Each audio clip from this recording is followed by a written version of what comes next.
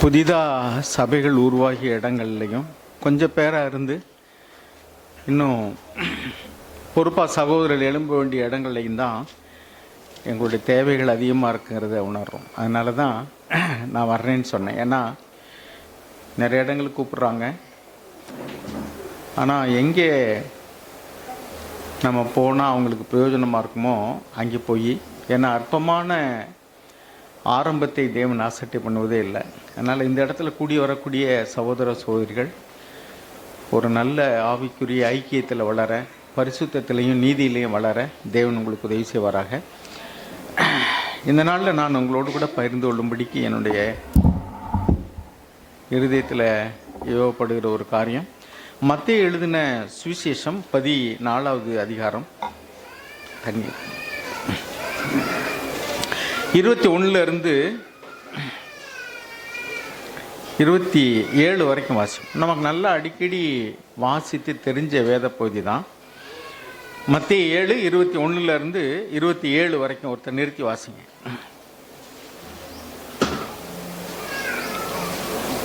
யாராவது ஒரு தமிழில் வாசிக்க முடியுமா? மைக்கில் வாசிங்க. பரலோகத்தில் இருக்கிற என் பிதாவின் சித்தத்தின்படி செய்கிறவனே பரலோக ராஜ்யத்தில் பிரவேசிப்பானே அல்லாமல் என்னை நோக்கி கர்த்தாவே கர்த்தாவே என்று சொல்லுகிறவன் அதில் பிரவேசிப்பதில்லை. அந்நாளில் அநேகர் என்னை நோக்கி கர்த்தாவே கர்த்தாவே, உமது நாமத்தினாலே தீர்க்க தரிசனம் உரைத்தோம் அல்லவா, உமது நாமத்தினாலே பிசாசுகளை துரத்தினோம் அல்லவா, உமது நாமத்தினாலே அநேக அற்புதங்களை செய்தோம் அல்லவா என்பார்கள். அப்பொழுது நான் ஒரு காலம் உங்களை அறியவில்லை, அக்கிரம செய்கைக்காரரே, என்னை விட்டு அகன்று போங்கள் என்று அவர்களுக்கு சொல்லுவேன்.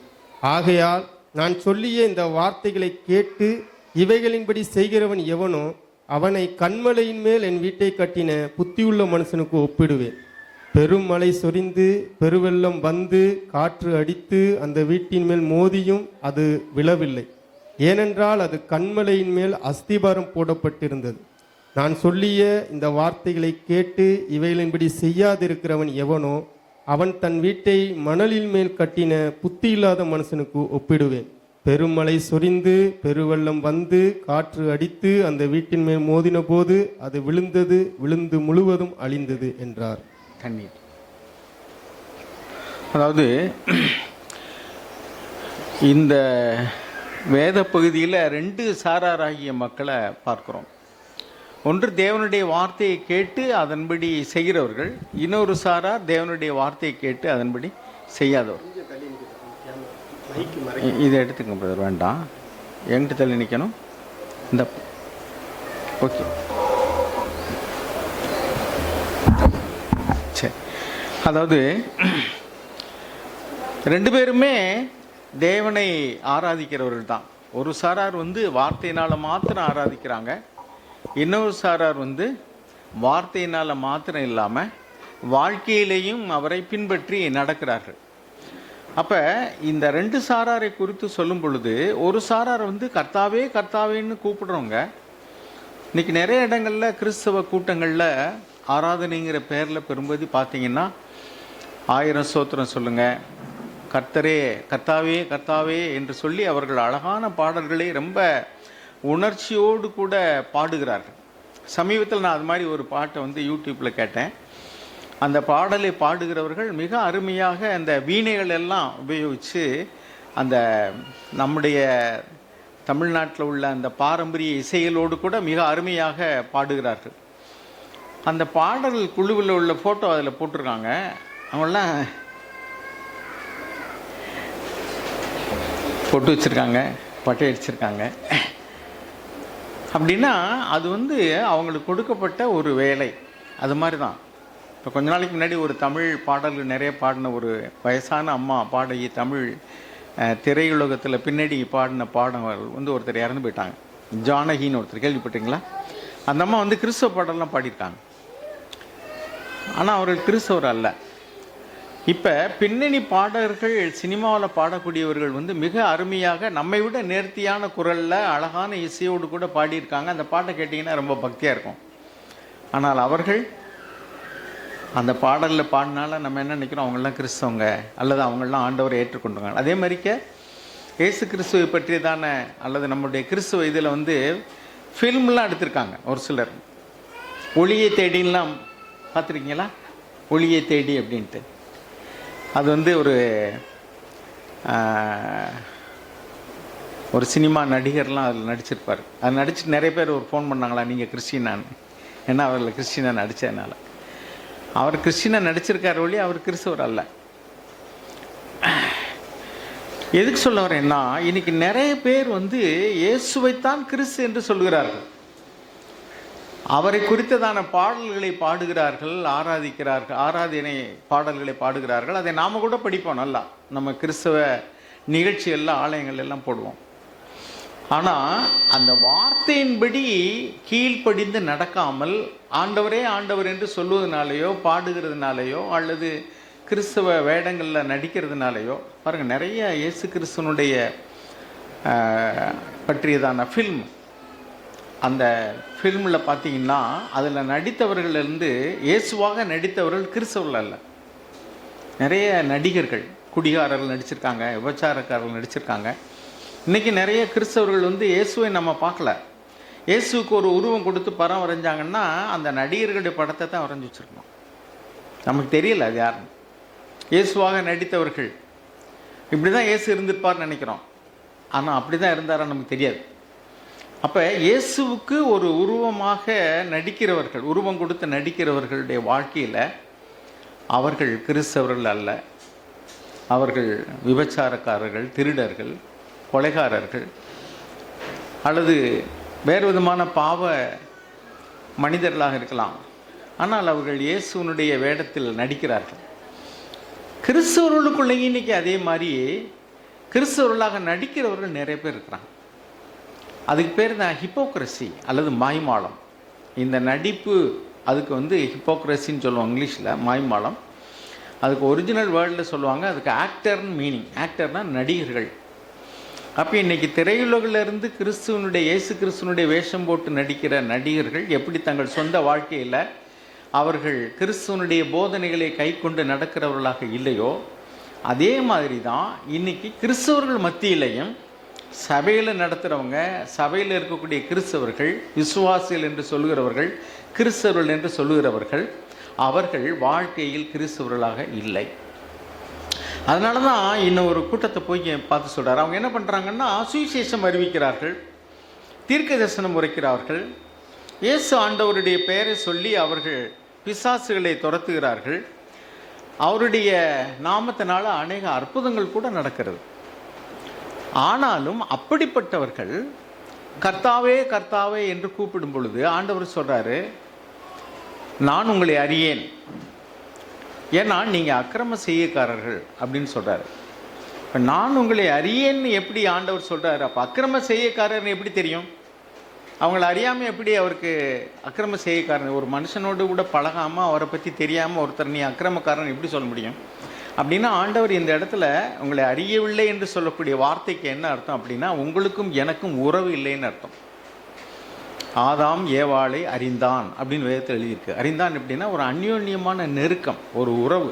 அதை தான் அந்த வார்த்தை குறிக்கிறது. ஸோ நாம் வந்து இந்த வேதத்தில் உள்ளதான வார்த்தைகளை நன்றாக விளங்கி கொள்ள வேண்டும். இங்கே என்ன எழுதியிருக்கு அப்படின்னா, அவர்கள் தீர்க்க தரிசனம் உரைத்தார்கள். நம்மள நிறைய பேர் தீர்க்க தரிசனம் உரைக்கிறவர்கள் கிடையாது. அவர்கள் பிசாசுகளை துரத்தினார்கள். நம்ம நிறைய பேருக்கெல்லாம் அந்த வரம் கிடையாது. அதே மாதிரி அற்புதங்களை செய்தார்கள். இவ்வளோ காரியத்தையும் செய்தவர்களிடத்தில் ஆண்டவர் சொல்கிற வார்த்தை என்னென்னா, அவங்களை எனக்கு தெரியாதுப்பா, நீங்கள்லாம் அக்கிரம கிரியைக்காரர்கள், என்னை விட்டு அகன்று போங்கள், நான் உங்களை அறியேங்கிறார். உங்களை எனக்கு தெரியவே தெரியாதுங்கிறார்.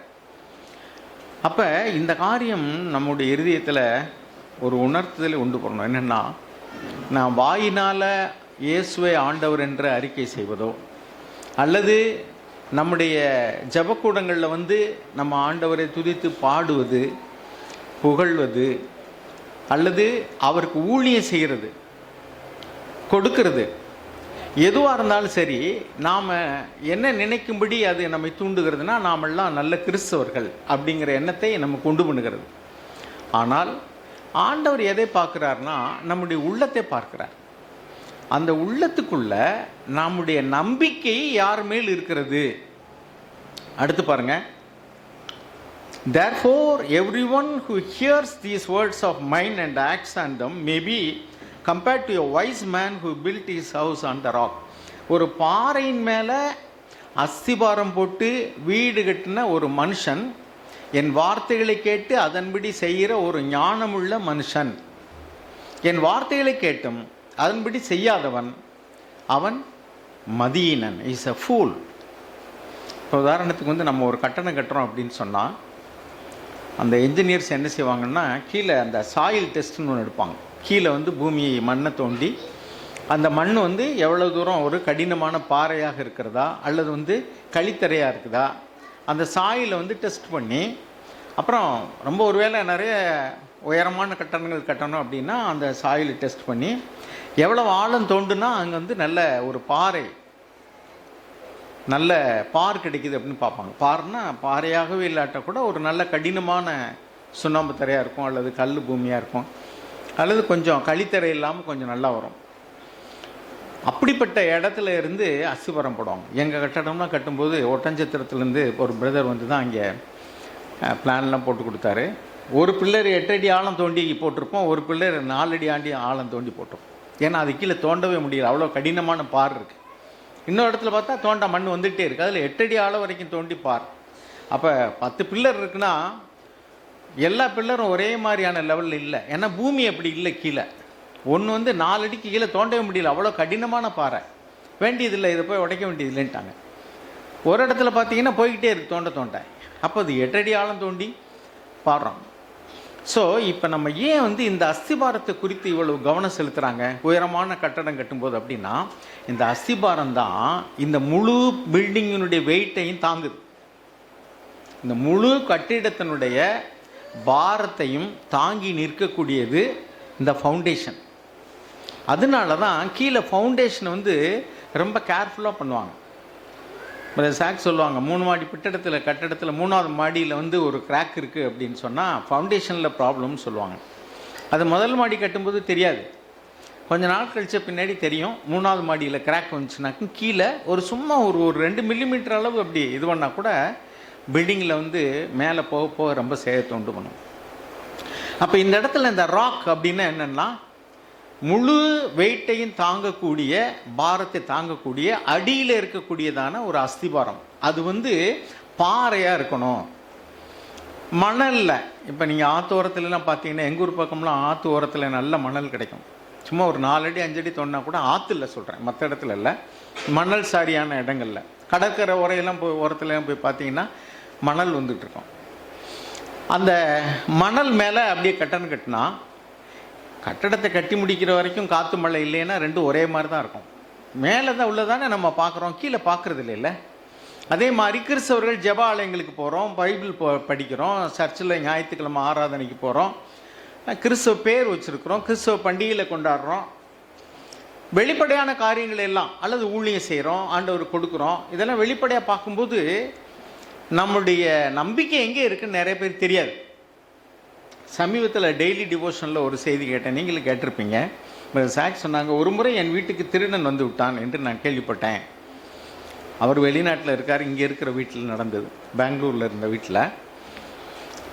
அதை கேட்ட உடனே அவர் சொல்கிறாரு, அது மாதிரியான ஒரு சம்பவம் என் வாழ்க்கையில் இது வரைக்கும் நடந்ததே இல்லை, புதுசாக நான் கேள்விப்படுறேன். எங்கள் வீட்டுக்கு திருடன் வந்துட்டான், கதவை உடைச்சி உள்ளே போய் ஏதோ பண்ணியிருக்காங்கன்ட்டு. அவர் பிரதர் சொன்னார், நான் அந்த நைட்டு வந்து நிம்மதியாக தூங்கினேன், அந்த திருடன் வந்துட்டு போயிட்டானால எனக்கு பதஷ்டமும் இல்லை, கவலையும் இல்லை, நான் நல்லா தூங்கினேன் எப்போதும் போல்.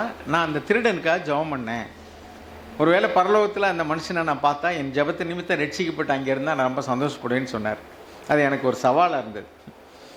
அவன் திருடன் என்ன திருடுனா என்ன இருந்துச்சு இல்லைங்கிறலாம் விட்டுருங்க, நம்ம வீட்டில் ஒரு வச்ச பொருள் வச்சது மாதிரி இல்லைன்னா நமக்கு வந்து ஒரு பயமாக இருக்கும். யார் வந்தாவோ, என்ன வந்தாங்களோ, எதுக்கு வந்தாங்க, அவங்க மறுபடியும் வருவாங்களா, என்ன நோக்கத்தோடு கூட வந்தாங்க, நமக்கு ஏதாவது ஒரு அவங்க மூலமாக ஏதாவது பாதிப்பு பிரச்சனை வருமா, இப்படியெல்லாம் நமக்கு என்ன வருமா இல்லையா. நீங்கள் வச்ச பொருள் வச்ச இடத்துல இல்லைன்னா கூட அப்படி இருக்க, அவர் திருடனே வந்துட்டு போயிட்டான்னு சொன்னால் கூட அவர் திரும்ப வரலாம்ல. ஏன்னா இப்போ ஈஸியாக உள்ளே வந்து எல்லாம் பார்த்துட்டு போயிட்டான். ஒரு வேளை இப்போ உடைக்க முடியாத ஏதாவது ஒரு பெட்டியோ பியூரோவோ இருக்குன்னா அடுத்த தடவை அதுக்குள்ளே தயாரிப்போட ஸ்டூலோடு கூட வரலாம் இல்லையா. அவங்க அங்கே இருக்கிறாங்க. நான் அவர் சொல்கிறார், நான் நிம்மதியாக தூங்கணும். இதுதான் அவருடைய நம்பிக்கை பணத்தின் மேலே இல்லை, அவருடைய நம்பிக்கை தேவன் பேரில் இருக்கு. அப்போ நம்ம அஸ்திபாரம் வந்து தேவன் பேரில் இருக்குன்னு சொன்னால் நமக்கு வரக்கூடிய கஷ்டங்கள், நஷ்டங்கள் அல்லது பாவ சோதனைகள், நாம் நம்பி இருக்கிறதான மனிதர்கள் கைவிடலாம், நாம் எதிர்பார்த்தபடி காரியங்கள் நடக்காமல் இருக்கலாம், எதிர்பார்த்த நேரத்தில் நடக்காமல் இருக்கலாம், அல்லது நாம் மனிதர்கள் மேலே நம்பிக்கை வச்சுருக்கிறோம், அந்த மனிதர்கள் வந்து நமக்கு சாதகமாக இல்லை, எதிர்பார்த்த உதவிகள் அவங்ககிட்ட கிடைக்கல. இப்பெல்லாம் நம்முடைய இருதயத்தில் ஒரு அலைமோதுதல், ஒரு அசைவு உண்டாகுது. இங்கே தான் நம்முடைய நம்பிக்கை எதன் மேலே இருக்குன்னு தெரியும். பாருங்கள், சில நேரங்களெல்லாம் பூமி அதிர்ச்சிகள் அப்படின்லாம் நம்ம கேள்விப்படுறோம். சில இடங்களில் இந்த பூமி அதிர்ச்சிகளை தாங்கக்கூடியது மாதிரியே கட்டடங்களை சரியான விதத்தில் கட்டுறாங்க. அங்கே வந்து ரொம்ப வெயிட் ஏற்ற மாட்டாங்க. அவங்க அந்த பூமி அதிர்ச்சியை தாங்கிறது மாதிரி அந்த அஸ்திபாரத்துலேருந்து பில்டிங் வரைக்கும் அவங்க யூஸ் பண்ணுற மெட்டீரியல்ஸ் வந்து ஸ்ட்ராங்காக இருக்கும், பட் வெயிட் இல்லாமல் இருக்கும். அதே மாதிரிக்க அப்படி கட்டுறதுனால அது என்ன செய்யணும், சின்ன பூமி அதிர்ச்சிலாம் அது ஒன்றும் செய்யாது, அசையும், இது பண்ணியும் மைனர் டேமேஜ் தான் இருக்கும். நாம் வந்து அந்த பூமி அதிர்ச்சிகள் வருங்கிற எதிர்பார்ப்பு இல்லாமல் ஒரு கட்டடத்தை கட்டி வச்சோம்னா நார்மல் சிச்சுவேஷனில் நிற்கும். ஆனால் அதுக்கு பின்னாடி பார்த்தீங்கன்னாக்கும் ஏதாவது ஒரு சின்ன இயற்கையினுடைய சீற்றங்களை கூட தாக்கு பிடிக்காது. இப்போ கேள்வி என்னென்னா, நம்முடைய கிறிஸ்தவ வாழ்க்கை இயேசு கிறிஸ்துவின் மேலே அஸ்திவாரம் போடப்பட்டிருக்கா, அல்லது வேறு ஏதாவது காரியத்தின் மேலே நம்பிக்கை மணல் மாதிரி இருக்குதா? அதான் கேள்வி. இப்போ இந்த இடத்துல இருந்து மத்தேயு எழுதின சுவிசேஷத்தில் 16வது அதிகாரத்தில் 16வது வசனத்திலிருந்து வாசிங்க. அதாவது இந்த பாறை அப்படிங்கிறத நம்ம விளங்கிக்கிறணும்.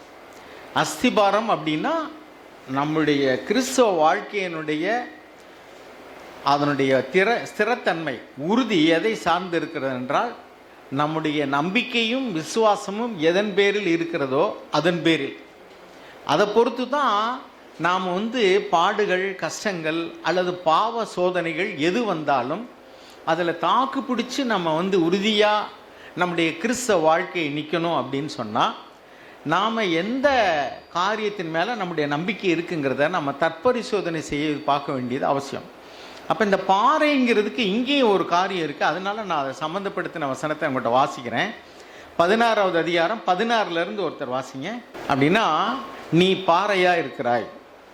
ஆர்சி பைபிளில் முந்தியெல்லாம் ராயப்பர் அப்படிங்கிற ஒரு வார்த்தை, பேதுருவுக்கு ராயப்பர்னு சொல்லுவாங்க. ராய்ங்கிறது வந்து ஒரு தெலுங்கு சொல். இப்போ இந்த பீட்டருங்கிற வார்த்தைக்கு வந்து பாறை அப்படின்னு ஒரு அர்த்தம் இருக்குது. பாறை, அங்கேயே நம்ம என்ன சொல்கிறோம், கற்பாறையின் மேலே கட்டினதுன்னு வாசிக்கிறோம். இங்கே என்ன சொல்கிறாருன்னா பாறை அப்படின்னா அதுக்கு வந்து ராக்னா பாறை, அதுக்கு தெலுங்கில் ராய் அப்படின்னு சொன்னால் பாறையாம். அப்போ ஆர்சி பைபிள் மொழிபெயர்க்கும் போது அவங்க என்ன பண்ணியிருப்பாங்க, பாறையப்பர்னு போட்டால் நல்லா இருக்காங்கிறதுக்காக என்ன பண்ணாங்க, ராயப்பர் அப்படின்னு போட்டாங்க. அது வந்து அந்த தெலுங்கு சொல்லை கையாண்டு ராயப்பர் அப்படின்னு போட்டாங்க. இப்போல்லாம் வந்து பொது மொழிபெயர்ப்பில் அவங்க வந்து பேதுருன்னே போட்டாங்கன்னு நினைக்கிறேன். ஸோ இந்த இடத்துல இந்த பாறையாக இருக்கிறாய். அதுக்கடுத்து என்ன சொல்கிறாரு, இந்த பாறையின் மேல் 18வது வசனம் என்ன சொல்லியிருக்கு, I will build my church அப்படிங்கிறாரு. அப்படின்னா அப்பான் திஸ் ராக். அது 18 மறுபடியும் வாசிங்க. மேலும் நான் உனக்கு சொல்லுகிறேன், நீ பேதுருவாய் இருக்கிறாய், இந்த கல்லின் மேல் என் சபையை கட்டுவேன், பாதாளத்தின் வாசல்கள் அதை மேற்கொள்வதில்லை. சரி, இந்த கல்லின் மேல் நான் I will build my church, என்னுடைய சபையை கட்டுவேன், பாதாளத்தின் வாசல்கள் அதை மேற்கொள்வதில்லை அப்படிங்கிறாரு. இந்த இடத்துக்கு 3 விதமான விளக்கம் சொல்லப்படுகிறது. இந்த பாறை யாரை குறிக்கிறது? கேத்தலிக் பீப்புள் என்ன சொல்லுவாங்கன்னா, அது வந்து பேதுருவை தான் குறிக்குது, அவரை தான் அஸ்திபாரமாக வச்சு தேவன் வந்து சபையை கட்டினாரு அப்படின்னு விளக்கம் சொல்லுவாங்க. அந்த பேதுருவே பின்னாடி என்ன சொல்லியிருக்கிறாருன்னா, இயேசு கிறிஸ்து தான் அந்த பாறைன்னு சொல்கிறார். உதாரணத்துக்கு எபேசியர் 2:20 வாசிங்களேன். எபேசியர் 2:20.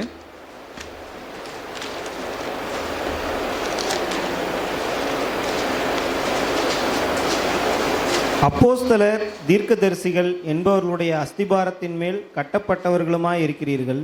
You are built on the foundation. ஃபவுண்டேஷனை குறித்து தான் நம்ம பார்த்துக்கிட்டு இருக்கோம். Foundation of the apostles and prophets, Christ Jesus himself being the corner stone. இயேசு கிறிஸ்து தான் அந்த கல்மலை அப்படின்னு சொல்கிறார்.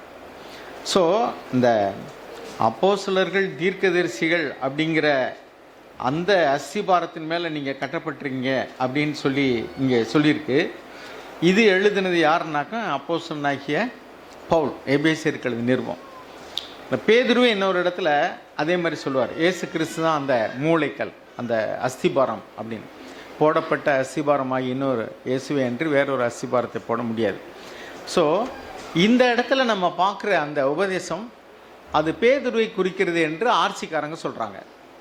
ஆனால் இனி வேத பண்டிதர் என்னன்னு சொல்கிறாங்கன்னா அது இயேசுவை குறிக்கிறது என்று சொல்கிறார். ஏன்னா ஆண்டவர் வந்து he was praying with words.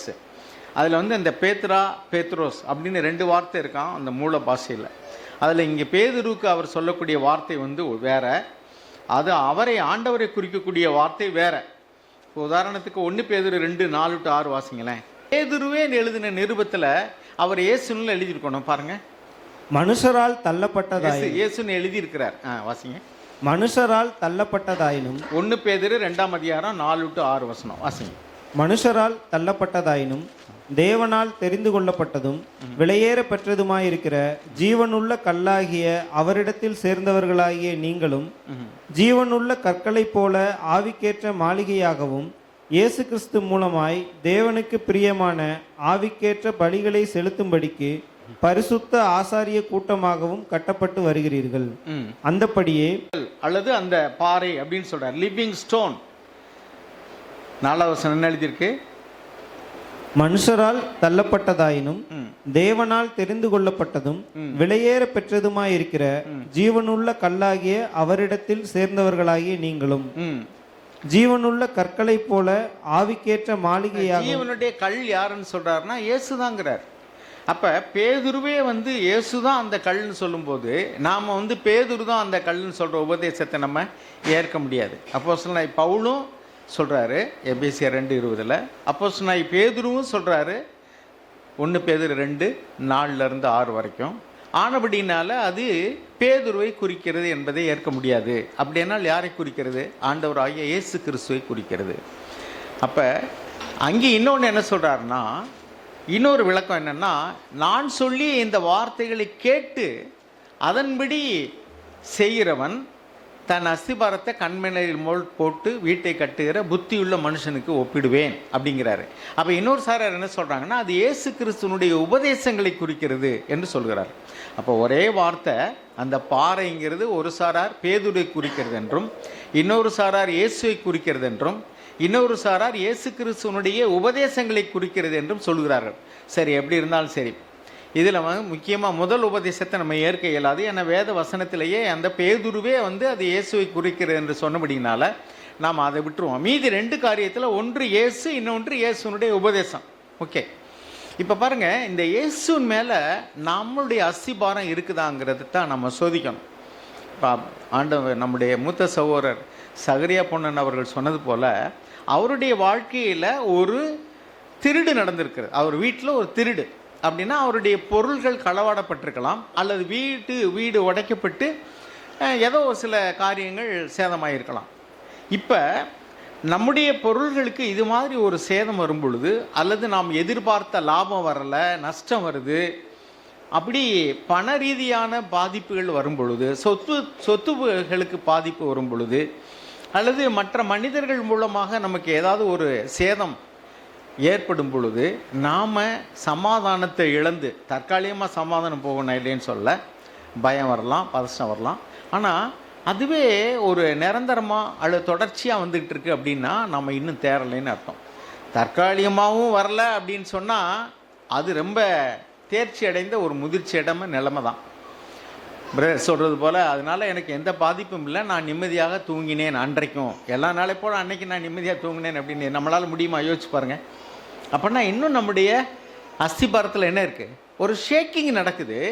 அதாவது ரெகுலராக நடக்கிறது மாதிரி காரியம் நடக்காமல் ஒரு காரியம் கொஞ்சம் வித்தியாசமாக நடக்குது. ஏதோ ஒரு எதிர்பார்க்காத ஒன்று நடந்து விட்டது. சில நேரங்களில் நமக்கு வந்து ஒரு காரியம் நடந்துச்சுன்னா அது ஆக்சிடென்டல், எதிர்பாராமல் நடந்துச்சுன்னு சொல்லுவோம். ஆனால் nothing is accidental to God. தேவனுக்கு எதுவுமே எதிர்பாராமல் நடக்கிறதே இல்லை. God is in control of all the situation. எல்லா சிச்சுவேஷனும் தேவனுடைய கட்டுப்பாட்டுக்குள்ள தான் இருக்குது. Everything that happens to us, he knows all the details. சின்ன சின்ன விஷயமோ பெரிய விஷயமோ எல்லாவற்றையும் தேவன் அறிந்திருக்கிறார். அவருக்கு தெரியாமல் நம்ம வாழ்க்கையில் ஒன்றுமே நடக்கிறதே இல்லை. இப்படி இருக்க தேவன் பேரில் நம்பிக்கையாக இருக்கிற மனிதர்களும் தற்காலிகமாக நமக்கு ஒரு பயம் வரலாம், ஒரு பதசம் வரலாம், ஐயோ என்னன்னு தெரியலையே அப்படின்ட்டு. ஆனால் ஒரு நிமிஷம் நீங்கள் ஜெபம் பண்ண ஆரம்பிச்சிங்கன்னா தேவன் தன்னுடைய இளைப்பாறுதல் நமக்கு தருவார். விசுவாசிக்கிறவர்களாகிய மனிதர்கள் இளைப்பாறுதலுக்குள் பிரவேசிப்பார்கள். நம்ம எபிரேயர் நிருபத்தில் நம்ம 4வது வசனத்தில் நம்ம வாசிக்கிறோம், நம்முடைய மூத்த சகோதரருக்குள்ளே இருந்த இளைப்பாறுதல் நமக்கு இல்லைன்னு சொன்னால் என்ன காரணம் அப்படின்னா, நமக்குள்ள விசுவாசம் இல்லை. விசுவாசத்தில் நாம் இன்னும் குறையுள்ளவர்களாக இருக்கிறோம். அவருக்குள்ள எப்படி ஒரு இளைப்பாறுதல் உண்டாச்சு? எபிரேயர் 4:1 வாசிங்க. ஆனபடியினாலே அவருடைய இளைப்பாறுதலில் பிரவேசிப்பதற்கு ஏதுவான வாக்குத்தத்தம் நமக்கு உண்டாயிருக்க, உங்களில் ஒருவனும் அதை அடையாமல் பின்வாங்கி போனவனாக காணப்படாதபடிக்கு பயந்திருக்க கடவோம். ஏனெனில் சுவிசேஷம் அவர்களுக்கு அறிவிக்கப்பட்டது போல நமக்கும் அறிவிக்கப்பட்டது. கேட்டவர்கள் விசுவாசம் இல்லாமல் கேட்டபடியினால் அவர்கள் கேட்ட வசனம் அவர்களுக்கு பிரயோஜனப்படவில்லை. விசுவாசித்தவர்களாகிய நாமோ அந்த இளைப்பாறுதலில் பிரவேசிக்கிறோம். இப்போ நம்ம என்ன சொன்னா, நமக்கு ஒரு வேலை இல்லை, திடீர்னு நாம் வந்து வருமானம் இல்லாமல் போச்சு, தொழில் ஸ்தம்பிச்சு போச்சு, அல்லது லாபத்துக்கு பதிலாக நஷ்டம் வந்துருச்சு, அல்லது எதிர்பாராத செலவுகள் நமக்கு வந்துருச்சு அப்படின்னு சொன்னால், சூழ்நிலைகள் மாறும் பொழுது நம்முடைய விசுவாசம் அசைக்கப்படுகிறது. நமக்குள்ள சமாதானம் போயிடுது, பயம் வருது, அல்லது பதஷ்டம் வருது, அல்லது சந்தேகம் வருது. இதுக்கெல்லாம் காரணம் என்னென்னா அவிசுவாசம். நம்முடைய நம்பிக்கை வந்து தேவன் பேரில் இருந்துச்சுன்னு சொன்னால் நமக்கு பிரச்சனையே கிடையாது. உதாரணத்துக்கு பாருங்களேன், ஒரு சில மெயின் கட்டடங்களில் இடிக்கும்போது நான் பார்த்துருக்குறேன், ஒவ்வொரு இதாக தட்டிட்டு வருவாங்க. நமக்கு பயமாக இருக்கும், ஐயோ சுவர் இடிக்கிறாங்க. அவங்களுக்கு தெரியும் இந்த முழு கட்டடமும் சுவத்தில், செங்கல் சுவத்தில் இல்லை, எதில் இருக்குது? பில்லர்ஸில் இருக்குது. பில்லரே போடாமல் கட்டின கட்டடங்கள் இருக்குது பாருங்கள், அதில் சுவத்தை இடிச்சிங்கனால கட்டடம் விழுந்துடும். ஏன்னா அதனுடைய முழு வெயிட்டும் செங்கல் சுவத்தில் தான் இருக்குது. ஆனால் பில்லர் போட்டு கட்டடம் பார்த்தீங்கன்னா, இந்த பக்கம் ஒரு 3 பில்லர், இங்கிட்டு ஒரு 3 பில்லர் இருக்கும், அவ்வளோதான். இங்கிட்டு சின்ன இடம்னா இங்கிட்டு பில்லரே இருக்காது. நீங்கள் ஒவ்வொரு சுவராக தட்டிட்டு வருவாங்க. பில்லர் மேலே தான் இது ரெஸ்ட் ஆகுதுன்னு தெரியாதவங்க பதஷ்டப்படுவோம், ஐயோ போச்சே, விழு போய் ஓடியாந்துடுறா அப்படிமோ. ஆனால் அவங்க தைரியமாக அடிச்சுக்கிட்டு இருப்பாங்க. ஏன் அப்படின்னா அவங்களுக்கு தெரியும் இந்த முழு பில்டிங்கும் எது மேலே தான் நிற்குது. சப்போஸ் இதை கட்டும்போது இங்கே உள்ள பிரதர்ஸ்லாம் இருக்கிறீங்க, முதல்ல பில்லர் போட்டு கட்டடத்தை கட்டிட்டு அப்புறம் நீங்கள் சுற்றி சுவர் வச்சு அடைக்கிறீங்க. இப்போ பில்லர் போட்டு சுற்றி சுவர் வச்சு அடைச்சவங்க வந்து நீங்கள் இடிக்கிறீங்க அப்படின்னா உங்களுக்கு தெரியும் இதெல்லாம் டம்மி வால் தான் அப்படின்னு சொல்லிட்டு நீங்கள் தைரியமாக இடிப்பீங்க. நான் வந்து நிற்கிறேன்னு வச்சுங்க, எனக்கு வெளியில் பூசியாச்சுனாக்கும் பில்லருக்கும் வித்தியாசம் தெரியாது, சுவருக்கும் வித்தியாசம் தெரியுது. ஐயோ முடியாந்துருங்க, இடிச்சிடாதீங்க, விழுந்துருவீங்க. இதே மாதிரி தான் நம்முடைய வாழ்க்கையிலையும். இப்போ நாம் வந்து தேவன் பேரில் நம்பிக்கை வச்சுருந்தோம்னு சொன்னால் என்ன நடந்தாலும் அசைக்கப்படவே மாட்டோம். இந்த சகோதரருடைய வாழ்க்கையினுடைய மாதிரி நமக்கு எதை காட்டுதுன்னா, அவருடைய நம்பிக்கையெல்லாம் எதில் இருக்குது? பணத்தின் மேலே இல்லை, வீட்டு மேலே இல்லை, அவருக்கு என்ன நடந்தாலும் கவலை இல்லை. இந்த எபிரேயர் 4 வாசிச்சது போல் இளைப்பாறுதலோடு கூட இருக்கிறாங்கன்னா காரணம் என்னென்னாக்கும், ஹிஸ் ட்ரஸ்ட் அல்லது faith is in God himself. நான் விசுவாசிக்கிறவர் இன்னார் என்று அறிவேன். யோபு சொல்கிறாரு, எவ்வளோ பாடுகள் கஷ்டங்கள் வந்துச்சு, அவர் புலம்புறாரு. ஆனாலும் அவர் சொல்கிறாரு, நான் நேசிக்கும் தேவன் இன்றும் ஜீவிக்கிறார், என் தேவன் உயிரோடு இருக்கிறாருங்கிறார். என் தேவன் என்ன செய்கிறாரு? உயிரோடு இருக்கிறார், அவர் மரித்து போகவில்லை. அப்போ நாம் நேசிக்கும் தேவன் இன்னார் என்ற அந்த அறிவு நமக்கு இருந்துச்சுன்னு சொன்னால், இன்றைக்கி அடுத்த வாரத்துக்குள்ள மனப்பாடம் வசனம் வாசிச்சிங்க, அதில் என்ன எழுதியிருக்கு? நான் என் பிதாவை அறிந்திருக்கிறேன், அவர் என்னை அறிந்திருக்கிறார், நான் என்னுடையவர்களை அறிந்திருக்கிறேன், அவர்களும் என்னை அறிந்திருக்கிறார்கள், அல்லது அவர்களால் நான் அறியப்பட்டிருக்கிறேன். ஓகே, ஸோ இப்போ நாம் இயேசுவை அறிந்திருந்தோம்னா அல்லது தேவனை அறிந்திருந்தோம்னா, தேவன் எப்படிப்பட்டவருக்கு? அவர் சர்வ வல்லமையுள்ள தேவன். நம்ம வந்து ஆதியாகமத்தில் 17வது அதிகாரத்தில் ஆபிரகாமுடைய வாழ்க்கையில் அவர் விசுவாச தகப்பன்னு சொல்கிறோம். அவர் கொஞ்சம் ஷேக்கிங் நடந்துச்சு. என்னென்னா, தன் மனைவியோடு கூட ஒரு பக்கத்தில் ஒரு நாட்டுக்கு போகிறார், ஒரு அந்நிய தேசத்துக்கு. அவள் அழகான ஒரு ஸ்திரீ. அதனால் அங்குள்ளவர்கள் மூலமாக அவருடைய உயிருக்கு ஆபத்து வரும் என்று அவர் நினைக்கிறார். அந்நிய தேசத்தில் போகும்போது அந்த ஊருக்காரன் ஒருத்தன் அடிச்சு போட்டால் இவர் என்ன கேட்க முடியும்? ஸோ பயப்படுறாரு. அப்போ உடனே மனைவியை பார்த்து என்ன சொல்கிறாருன்னா, நீ என்னை சகோதரன் என்று சொல்லு. அப்படின்னு என்ன அர்த்தம்? உன்னை தூக்கிட்டு போனாலும் என்னைய உயிரோடு வைப்பாங்க, நீ என்னுடைய மனைவின்னு சொன்னால் உன்னை அடையிறதுக்கு என்னை கொண்டுருவாங்க அப்படின்னு சொல்லிட்டு அவர் ஆஃப் ட்ரூத். அது எப்படின்னா, அந்த காலத்தில் ஒரே தகப்பன்னா 2 மனைவிகளுக்கு பிறந்தவங்க. அதனால் அவர் சகோதரி தான், ஒரு ஆஃப் சொல்லப்போனால் அப்படி தான் எழுதியிருக்காரு. அப்போ என்ன சொல்லுவாருன்னா, இன்னொரு ஸ்டேஜ் வருது. அப்பொழுது அதே மாதிரி தான் சொல்கிறாங்க, அவன் தூக்கிட்டே போயிட்டான் இல்லையா? இந்த இடங்கள்லையும் அவருடைய நம்பிக்கையில் அசைக்கப்படக்கூடிய சூழ்நிலைகள் வந்தது இல்லையா? ஆபிரகாமுடைய வாழ்க்கையிலையும் சோதனை வந்தது. அதே மாதிரி நம்முடைய வாழ்க்கையிலையும் சோதனை வர முடியும். ஆபிரகாம் தேவனை விசுவாசித்தான், அது அவனுக்கு நீதியாக எண்ணப்பட்டது அப்படின்னு வாசிக்கிறோம். நம்முடைய வாழ்க்கையில் விசுவாசம் எப்படி இருக்குது? ஒரு சில நேரங்களில் அவர் சம்பிச்சா கூட, ஒரு சில நேரங்களில் உன் பிள்ளையை போய் பழி கொடுங்கிறாரு, அவர் தைரியமாக போய் செய்கிறார். அதே மாதிரி இந்த தேசத்தை விட்டு புறப்பட்டு போ அப்படின்னு சொன்னார், புறப்பட்டு போனார். அதே மாதிரிக்க அவருடைய வாழ்க்கையில் சவால் நிறைந்த சில பகுதிகளும் இருக்குது, அதுலெல்லாம் அவர் விசுவாசத்தில் உறுதியாக நின்றுட்டார். ஆனாலும் அவர் அசைக்கப்படக்கூடியதான ஒரு சூழ்நிலையும் அவருடைய வாழ்க்கையில் வரதான் செஞ்சது. அதே மாதிரி நம்முடைய வாழ்க்கையிலையும் எல்லா நேரங்கள்லையும் நம்ம அசைக்கப்பட மாட்டோம், சில நேரங்களில். அப்போ நம்முடைய ஃபவுண்டேஷன் எங்கே இருக்குதோ அந்த இடத்துல கை வைக்கும்போது, போய் பில்லரை போய் இடிக்கும்போது கட்டடம் அதிரும். பில்லரை போய் இடிக்கும்போது என்ன செய்யும்? கட்டடம் அதிரும். மற்ற இடத்துல டம்மி வால் இடிக்கும்போது என்ன செய்யாது? சும்மா லேசான ஷேக்கிங் இருக்கும், வேறு ஒன்றும் ஆகாது. ஸோ அதே மாதிரி தான் நம்முடைய விசுவாசம் தேவன் பேரில் இருக்குதுன்னு சொன்னால், நாம் சரியான நபர் மீது, இயேசுவாகிய அல்லது தேவன் பேரில் நாம் நம்பிக்கை வச்சுருக்கிறோம் அப்படின்னா எல்லாவற்றுக்கும் பாருங்கள். அந்த ஆபிரகாமுடைய வாழ்க்கையில் நான் சொல்ல விட்டுட்டேன். அவர் 16வது அதிகாரத்தினுடைய கடைசியில் பார்த்தா 86 வயசாகும்போது அவர் இஸ்மவேலை ஆகார் இடத்துல பெற்றார் அப்படின்னு வாசிக்கிறோம். 17வது அதிகாரத்தில் முதல் வசனத்தில் அவர் 99 வயசான பொண்ணு எழுதியிருக்காரு. ரெண்டுக்கும் இடையில் 13 வருஷம் வித்தியாசம். 13 வருஷம் தேவன் அவர்கிட்ட பேசவே இல்லை. காரணம் என்ன அப்படின்னா, அவர் சாராள் இடத்துல ஒரு பிள்ளை பிறக்கும், அந்த பிள்ளை வாக்குத்தத்தம் பண்ணப்பட்ட பிள்ளை, அதன் மூலமாக உன் சந்ததி விளங்கும்னு ஆண்டவர் சொல்லியிருந்தார். ஆனால் இவர் என்ன நினச்சாரு அப்படின்னாக்கோ, ஆபிரகாம் தன்னுடைய மனைவியாகிய சாராள் மூலமாக பிள்ளை பிறக்குங்கிற நம்பிக்கையே இல்லாமல், வயசாயிடுச்சு அவங்களுக்கு, இனிமேல் எப்படி பிள்ளை பிறக்கும் அப்படின்ட்டு அந்த மனைவி சொன்ன யோசனையை கேட்டு ஆகார் மூலமாக ஒரு பிள்ளையை பெற்றார். இது அவருக்கு தேவனுக்கு விசனமாக இருந்தது. நான் சொன்ன வார்த்தையை நீ நம்ப தவறிட்டேன்ட்டு. ஸோ இது மாதிரி நம்முடைய வாழ்க்கையிலையும் சிலருடைய யோசனைகளை கேட்டு, அப்போ தான் அவர் சொல்கிறார், நான் சர்வ வல்லமையுள்ள தேவன், யூ வாக் பிஃபோர் மீ பிளேம்லெஸ்ன்றார். நீ குற்றமற்றவனா எனக்கு முன்பாக நடன்னு. அப்போ சர்வ வல்லமையுள்ள தேவன்கிற நம்பிக்கை நமக்கு இருக்கா? அவர் அன்புள்ள தேவன்கிற நம்பிக்கை நமக்கு இருக்கா? அவர் என் வாழ்க்கையில் நடக்கக்கூடிய சின்னஞ்சிறு விஷயங்களாம், he knows every detail of what is happening to me. என் வாழ்க்கையில் நடக்கக்கூடிய சின்னஞ்சிறு காரியங்களை கூட அவர் அறிந்திருக்கிறாருங்க நம்பிக்கை நமக்கு இருக்குதா? இதெல்லாம் தேவனை பற்றி ஒரு அஸ்திபாரமான அறிவு. அவர் சர்வ வல்லமையுள்ள தேவன், அவரால் செய்ய முடியாத காரியம் ஒன்றுமே இல்லை. மனுஷனுக்கு முடியாத தேவனால் கூடும். இரண்டாவது, அவர் என் வாழ்க்கையில் நடக்கக்கூடிய எல்லா காரியங்களையும் அறிந்திருக்கிறார். மூன்றாவது, அவர் அன்புள்ள தகப்பன், அவர் என்னை நேசிக்கிறார். அப்போ என் வாழ்க்கையில் எது நடந்தாலும் விசுவாசம் உள்ளவர்களாய் தேவனிடத்தில் அன்பு கூறுவர்களுக்கு ரோமர் 8:28 எழுதியிருக்கு, சகலமும். சகலமும்னா தனித்தனியாக பார்க்கக்கூடாது, புட் டுகெதர். இப்போ உதாரணத்துக்கு இந்த கட்டடத்தை கட்டும்போது பார்த்தீங்கன்னா, ஒரு நாள் பார்த்தீங்கன்னா குழி தோண்டி போட்டிருப்பாங்க, ஒரு நாள் பார்த்தீங்கன்னா கல் குமிச்சிருக்கும், மண் குமிச்சு கிடக்கும், சிமெண்ட் இருக்கும், அல்லது கம்பியை கிடக்கும், பார்த்தீங்கன்னா ஒரு அபசாட கிடக்கும், ரொம்ப ஒரு ஒழுங்கு இல்லாமல் கிடக்கும். எல்லா வேலையும் முடிஞ்ச பின்னாடி பார்த்தீங்கன்னா அழகான ஒரு கட்டணம் இருக்கும். அப்போ இதுதான் எல்லாம் சேர்ந்து தொகுத்து பார்க்கறது. நம்ம வாழ்க்கையில் ஒரு நேரம் பார்த்தீங்கன்னா கஷ்டம் வரும், ஒரு நேரம் நஷ்டம் வரும், ஒரு நேரம் ஒரு சின்ன வியாதி வரும், ஒரு பிரச்சனை வரும். இதெல்லாம் நடந்துக்கிட்டு இருக்கும்போது பில்டிங் ப்ராசஸ் நடந்துக்கிட்டு இருக்கு. அப்போ பார்த்தீங்கன்னா இது தனித்தனியாக பார்த்தீங்கன்னா இது பள்ளம், இது கல், இது மேடு, முள்ளும்போம்.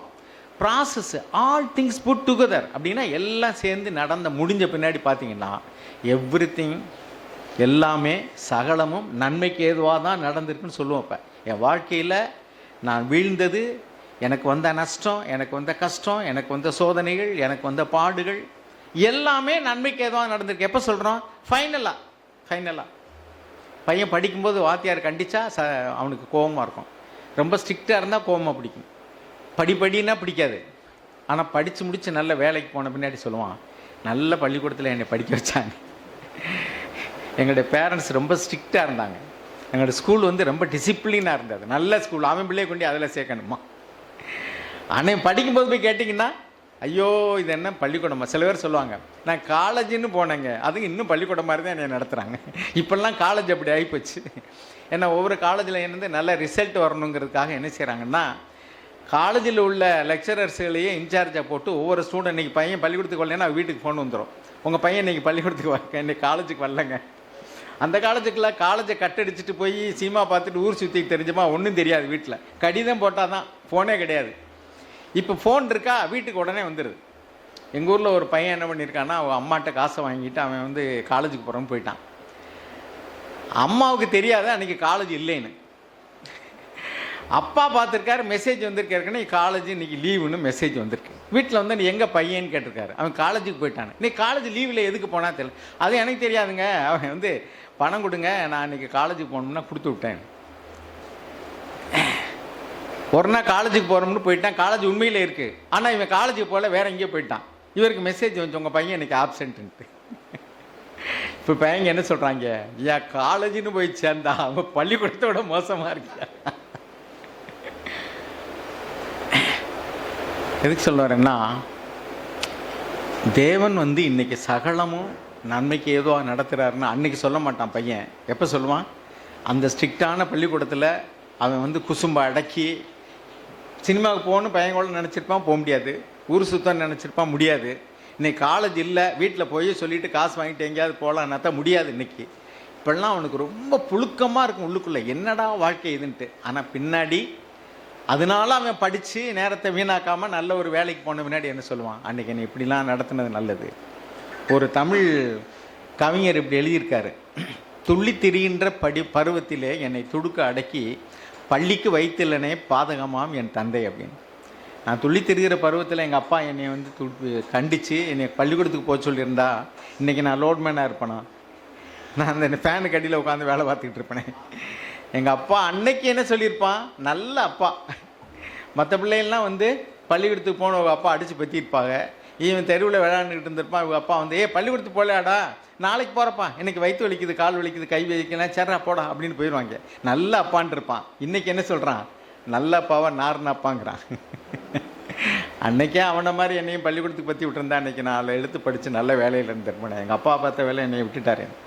இப்படி தான் தேவன் வந்து நம்முடைய வாழ்க்கையில் செய்கிற எல்லாமே நன்மைக்கு செய்கிறாருங்கிற விசுவாசம் இருந்தால், நம்முடைய ஆண்டவர் நம்முடைய வாழ்க்கையில் அனுமதிக்கக்கூடியது எதுவோ, லாபமோ நஷ்டமோ கஷ்டமோ பாடுகளோ நிந்தைகளோ அவமானங்களோ எல்லாவற்றிலையும் பவுல் சொன்னார், எல்லாம் எதுவுமே என்னை தேவனிடத்தில் அன்பை விட்டு பிரிக்க முடியாதென்று நான் அறிந்திருக்கிறேன்னு சொன்னார். அப்போ இதுதான் நம்முடைய விசுவாசம். இப்போ வந்து தேவன் பேரில் இருக்கிறதுக்கான அடையாளம். நான் தேவன் பேரில் நம்பிக்கை வச்சுருக்கேன்னா என் வாழ்க்கையை முழுவதுமாக தேவனுக்கு சரண்டர் பண்ணிட்டேன். இதுதான் ஒர்ஷிப். உண்மையான வந்து ஒர்ஷிப்னா இன்றைக்கி உலகத்தில் என்ன செய்கிறாங்க அப்படின்னா, கர்த்தாவே கர்த்தாவேன்னு சோத்திரம் பண்ணுறது தான் ஒர்ஷிப்புங்கிறாங்க. நல்ல பாடல்களை பாடுவது, இசையோடு கூட பாடுவது, 1000 சோத்திரம் சொல்கிறது, சோத்திர பலி அப்படின்ட்டு. நீங்கள் என்ன பலியை வேணாலும் செலுத்துங்க. ஆண்டவர் என்ன சொல்கிறாரு, நீ என்னை கர்த்தாவே கர்த்தாவேன்னு சொல்லுகிறதெல்லாம் எனக்கு பிடிக்கலப்பா, என் வார்த்தையை கேட்டு அதன்படி நடங்கிறார். ஓகே, சரி. இப்போ இந்த இடத்துல பாறைங்கிற ஒரு வார்த்தைக்கு நான் என்ன விளக்கம் சொல்லியிருக்கேன்னா, முதலாவது அது இயேசு அல்லது தேவன். என்னுடைய நம்பிக்கை முழுவதுமாக தேவன் பேரில் இருக்குதா இல்லையாங்கிறத என் வாழ்க்கையில் வரக்கூடிய அசைவுகள், சூழ்நிலைகள், மாறுதல், கஷ்டங்கள், நஷ்டங்கள், பிரச்சனைகள், இதை சந்திக்கும் பொழுது நான் தேவன் பேரில் நம்பிக்கை வச்சுருந்தேன்னா நான் அசைக்கப்படவே மாட்டேன். தேவன் பேரில் நம்பிக்கை இல்லாமல் என்னுடைய சொந்த பலத்திலேயோ எனக்குள்ள மனித செல்வாக்கு, பணம் அல்லது வீடு அல்லது பதவி, அதிகாரம், இதுகள் மேலே நம்பிக்கை வச்சுருந்தோம்னா we will be shaken. அவரை குறித்து எரேமியாவில் நம்ம வாசிக்கிறோம், 17வது அதிகாரம் 5வது வசனம் வாசிங்க. மனிதர் மேல் நம்பிக்கை வைத்து, இதுதான் அஸ்திபாரத்தின் மேல் கட்டுறதுன்னா என்ன அர்த்தம்னா, தேவன் பேரில் உள்ள நம்பிக்கையில், அவருடைய வல்லமையின் மேலே, அவருடைய அன்பின் மேலே, அவர் என்னை நேசிக்கிறார் நம்பிக்கையில் வச்சிருக்கியா? அல்லது உங்கள் சபை அல்லது நீங்கள் நம்பக்கூடிய மனிதர்கள் சில பேர் பார்த்தீங்கன்னாக்கோ தன்னுடைய புருஷனையே நம்பியிருப்பாங்க. புருஷனை நம்புறது தப்பு கிடையாது, மனைவி. ஆனால் அந்த புருஷனுக்கு ஏதாவது ஒன்று ஆகி போச்சுன்னா மனைவியினுடைய லைஃபே ஸ்பாயில் ஆனது மாதிரி. அவங்க சமாதானத்தை இழந்து தவிச்சு அவங்க தேர்த்துறதே கஷ்டமாயிடும். ஏன்னா அவங்க புருஷன் மேலே தான் எல்லா நம்பிக்கையும் வச்சுருந்தாங்க. இப்போ ஆண்டவராக இயேசு கிறிஸ்துவின் மேலே 2 மனிதர்கள் நம்பி வச்சு தான் பார்க்குறோம். நீங்கள் லூக்கா 24 எடுத்து படித்து பார்க்குறதுக்கு நேரம் இல்லை, நான் சொல்கிறேன், வசனத்தை கேட்டுங்க. ஒரு சாரார் யார் அப்படின்னா, அந்த கடைசியில் ஒரு கள்ளன் இருந்தான் பார்த்தீங்களா, கள்ளன். அந்த கள்ளன் வந்து இயேசுனுடைய உபதேசத்தை கேட்கல. கடைசி நேரத்தில் சிலுவையில் தொங்கும்போது இயேசுவை பார்த்தான். அவர்களுடைய என்ன காரியம் வந்து அவனுக்கு நம்பிக்கை கொண்டு வந்ததுன்னு தெரில. அந்த கள்ளனாக இருந்த மனுஷன் எந்த உபதேசம் கேட்காம ஒன்றை தெரிந்து கொண்டான், நீர் தேவனுடைய குமாரன், உம்முடைய ராஜ்யத்தில் நீர் வருவீர். குற்றவாளியாக தொங்கிக் கொண்டிருக்கிறான். அந்த குற்றவாளி சொல்லுகிறான், நம்முடைய ராஜ்யத்தில் நீர் வருவீர், அப்பொழுது என்னை நினைவு கூர்ந்தருன்னு சொல்கிறான். எம்மாவுசுக்கு சீஷரெல்லாம் போகிறாங்க. அப்போ வந்து இயேசு ஆண்டவர் சிலுவையில் தொங்கிக் கொண்டிருக்கிறார். எப்படி தொங்கிக்கிட்டு இருக்கார்? அரை நிர்வாணமாக தொங்கிக் கொண்டிருக்கிறார். அவருடைய வஸ்திரங்களெல்லாம் உரிந்தார்கள்.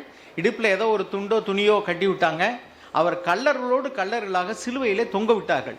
இந்த இடத்துல தான் அந்த கள்ளன் அவரை சந்திக்கிறான். அந்த கள்ளனுக்கு திடீரென்று அவனுடைய கண்கள் திறக்கப்படுகிறது.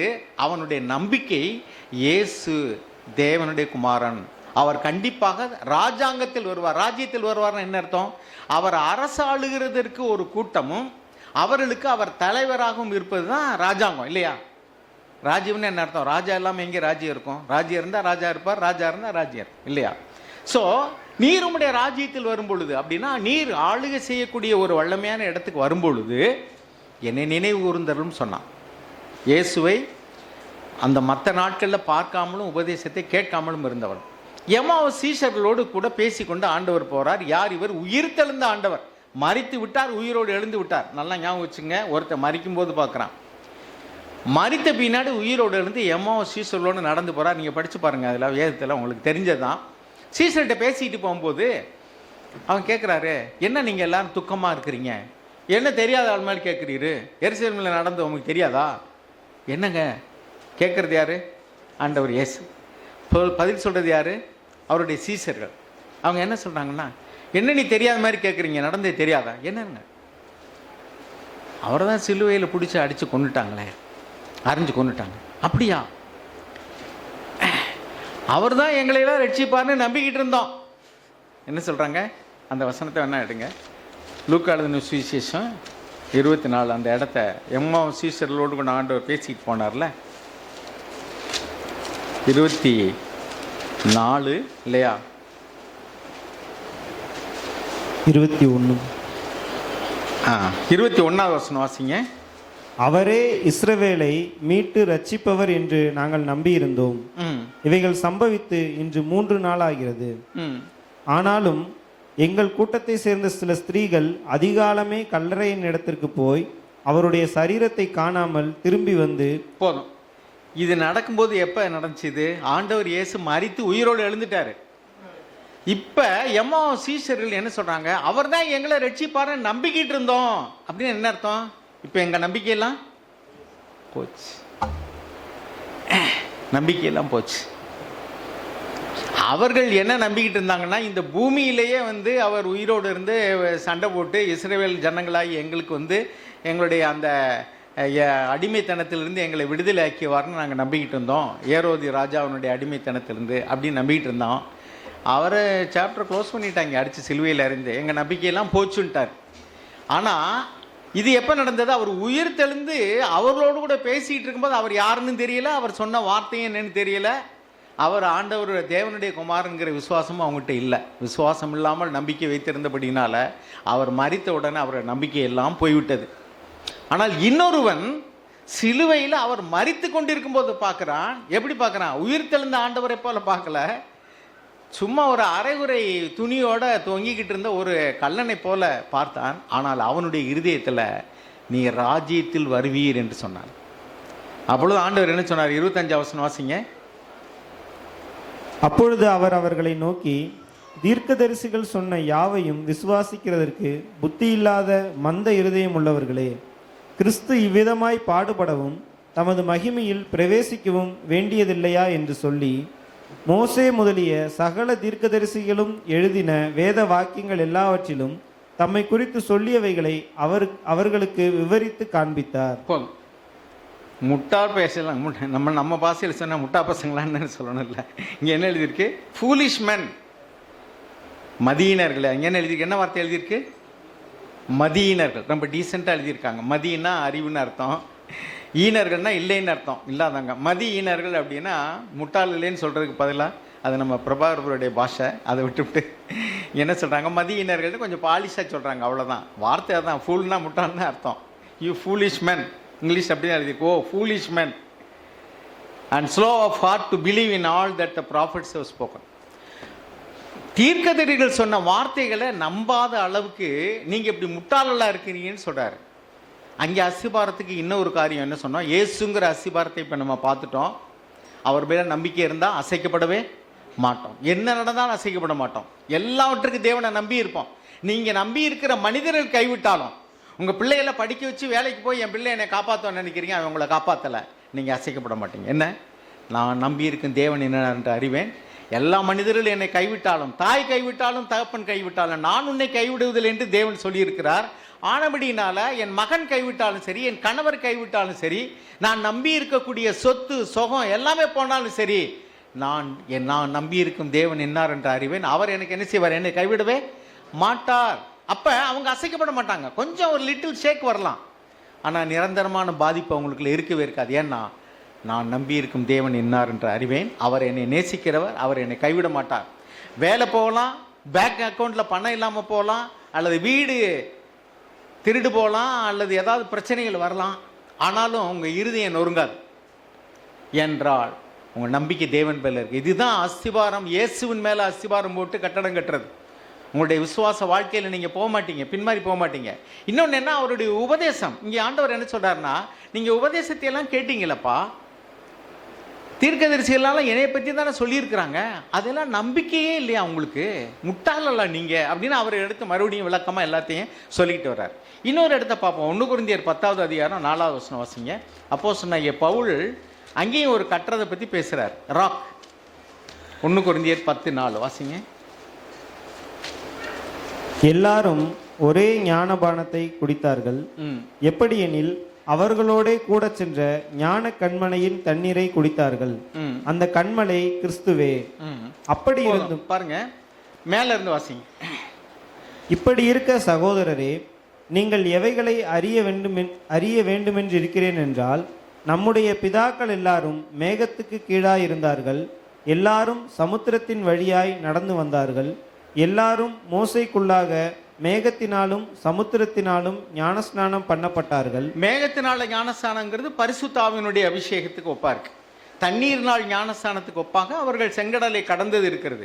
அப்போ அவர்கள் தண்ணீர் ஞானஸ்நானம் பெற்று பரிசுத்த ஆவியினுடைய அபிஷேகத்தை பெற்று ஞான கண்மலையாகி இயேசுவின் தண்ணீரை கொடுத்தார்கள்னா, ஆண்டவராக இயேசு கிறிஸ்துவனுடைய உபதேசத்தை அறிந்திருக்கிறதான நீங்கள் ஆதியில் எப்படி அந்த மோசையினுடைய அந்த செங்கடலை கடந்தது, மேகத்தினால் நடத்தப்பட்டதெல்லாம் செஞ்சிருந்தாலும் கூட, மோசையினுடைய உபதேசங்களை கேட்டிருந்தாலும் அவரிடத்தில் அநேகம் பேரிடத்தில் தேவன் பிரியமாக இருந்ததில்லையோ, அதே போல இன்றைக்கும் புதிய உடன்படிக்கையின் கீழ் இருக்கக்கூடிய நம்மில் அநேகர் ஞானஸ்தானம் பெற்றவர்கள், அபிஷேகம் பெற்றேன் என்று சொல்லுகிறார்கள், ஆண்டவராக இயேசு கிறிஸ்துனுடைய வார்த்தையை கேட்கிறார்கள்.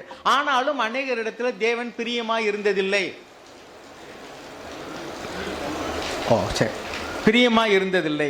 ஏன் பிரியமா இருந்ததில்லை? அதுக்கு பின்னாடி பாருங்க. 7வது வசனத்திலிருந்து வாசிங்க. 6:6 வாசிங்க. அவர்கள் இச்சித்தது போல நாமும் பொல்லாங்கானவைகளை இச்சியாதபடிக்கு இவைகள் நமக்கு திருஷ்டாந்தங்களாய் இருக்கிறது. ஜனங்கள் புசிக்கவும் குடிக்கவும் உட்கார்ந்து விளையாட எழுந்திருந்தார்கள் என்று எழுதியிருக்கிறபடி அவர்களில் சிலர் விக்கிரக ஆராதனைக்காரர் ஆனது போல. நம்பர் 1, ஏன் அவர்களிடத்துல தேவன் பிரியமா இருந்ததில்லைன்னா, ஞான கண்மலாகி இயேசுவின் தண்ணீரை குடித்தார்கள், ஞானஸ்நானம் பெற்றிருந்தார்கள், அபிஷேகம் பெற்றிருந்தார்கள், ஆனாலும் பிரியமா இல்லையே. காரணம் என்னன்னா, 7வது வசனம் என்ன இருக்கு? அவர்களில் அநேக சிலர் அவர்களில் சிலர் விக்கிரக ஆராதனைக்காரர் ஆனது போல நீங்களும் ஆகாதிருங்கள். அவர்கள் வேசித்தனம் பண்ணி ஒரே நாளில் 23,000 பேர் விழுந்து போனார்கள். முதலாவது ஐடலேட்டர்ஸ், விக்கிர ஆராதனைக்காரர்கள் சொல்றாரு. ரெண்டாவது இம்மொராலிட்டி, வேசிக்கல்லர்னு சொல்றாரு. மூணாவது, அதுக்கடுத்து வாசிங்க 10வது வசனம். அவர்களில் சிலர் முறுமுறுத்து சங்காரக்காரனாலே அழிக்கப்பட்டார்கள். போதும் பாருங்க. இந்த 3 காரியத்தில் நம்ம ஆண்டவருடைய உபதேசத்தை அறிந்திருக்கணும். மத்திய எழுதின சுவிசேஷம் 5, 6, 7 இது 3 சீஷர்களுக்கு அவசியமான உபதேசங்கள். அதில் முதல்ல என்ன சொல்கிறாரு? கொலை செய்யாதிருப்பாயாக, அது பூர்வத்தாருக்கு உரைக்கப்பட்டது. நான் உங்களுக்கு சொல்கிறேன், கோவப்படாதிருங்கள். அப்புறம் விபச்சாரம் செய்யாதிருங்கள், அது பூர்வத்தாருக்கு உரைக்கப்பட்டது. நான் உங்களுக்கு சொல்கிறேன். ஞான கண்மலைய இயேசுவனுடைய உபதேசம் என்னன்னா, ஒரு ஸ்திரீயை இச்சையோடு பார்க்கிற எவனும் தன் இருதயத்தில் அவளோட விபச்சாரம் செய்தாயிற்று. அப்போ ஒரு ஸ்திரீ ஒரு ஆணை இச்சையோடு பார்த்தால் அவள் தன் இருதயத்தில் விபச்சாரம் செய்தாயிற்று. அப்புறம் அடுத்து என்ன சொல்றாரு? இப்போ அதுதான் இம்மொராலிட்டின்னு நம்ம வாசிக்கிறோம். அடுத்து என்ன இருக்கு அப்படின்னாக்கும், முறுமுறுக்கிறவர்கள்.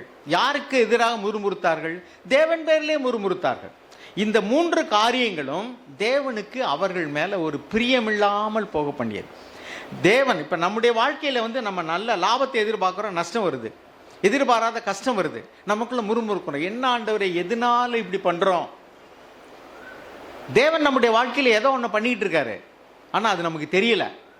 இப்போ உதாரணத்தை சொல்றேன் பாருங்க. யோபுனுடைய வாழ்க்கையில் யோபு குற்றமற்றவன் என்று யோபு 1வது அதிகாரத்திலேயே 1வது வசனம் 8வது வசனத்தில் நம்ம வாசிக்கிறோம்.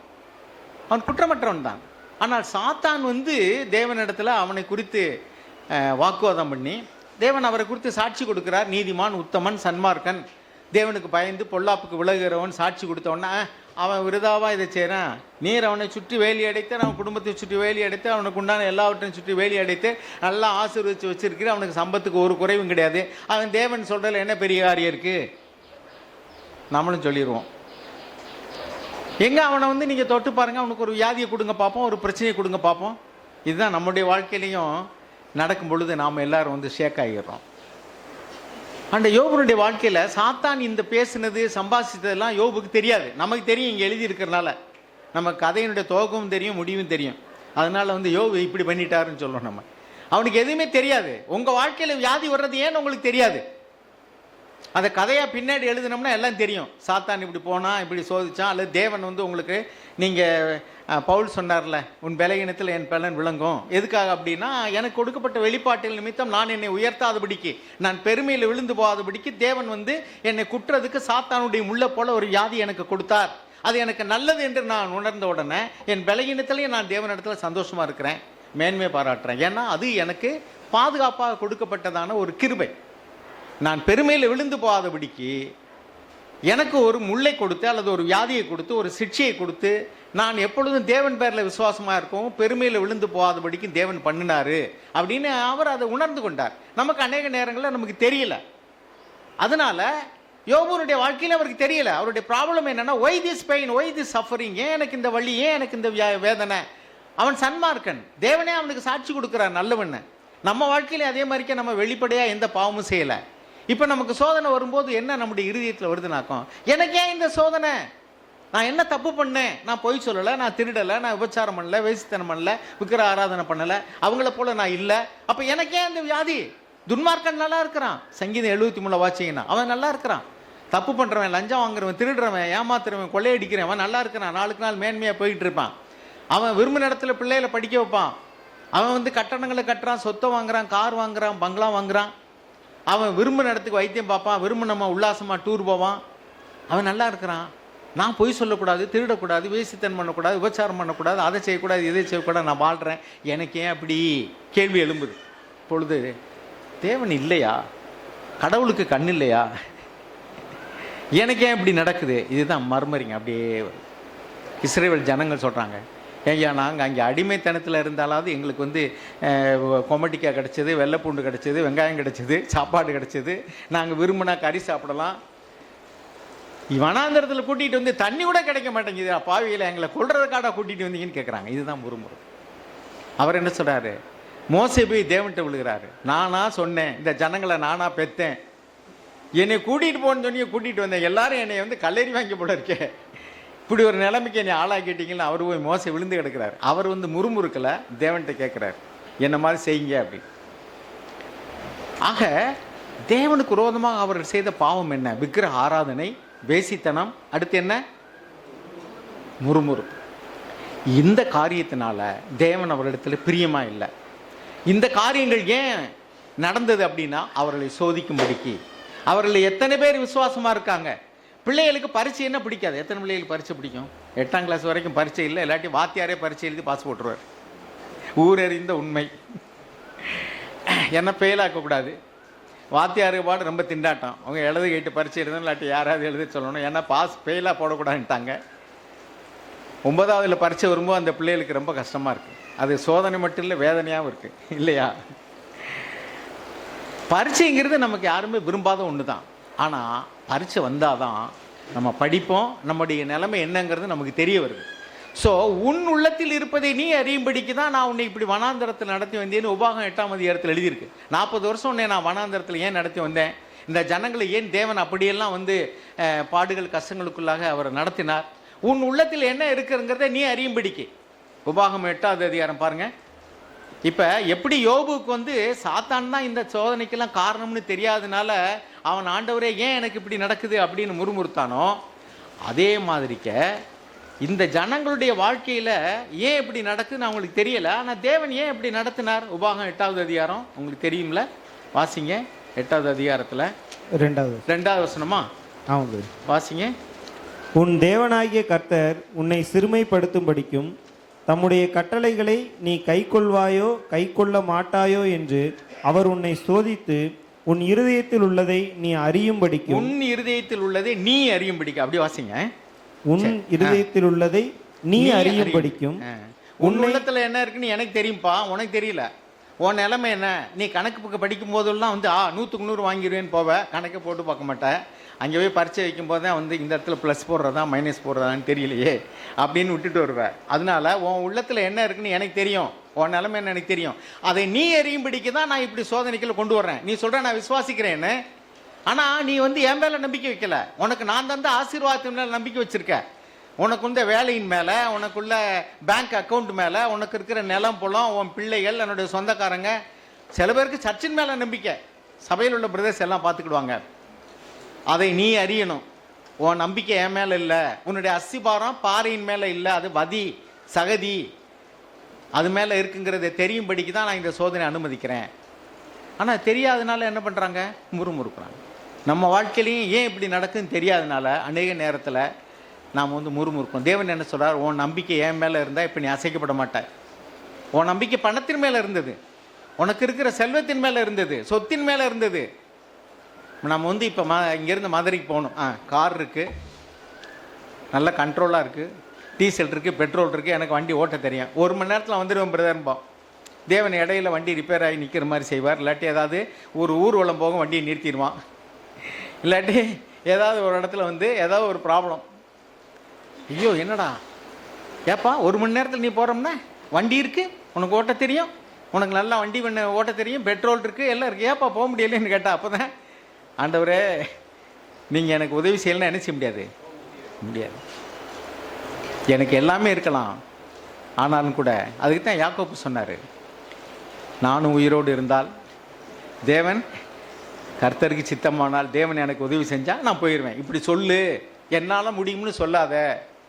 அப்போ நீங்கள் உங்கள் பலத்தை நம்பி இருக்கிறீங்க, உங்களுக்குள்ள சொத்தை நம்பி இருக்கீங்கன்னு தேவன் உங்களுக்கு காட்டணும். எப்போ ஜெபம் பண்ணுவோம், போய் சேர்ந்தவொன்னு நன்றி சொல்ல மாட்டோம். ஏன்?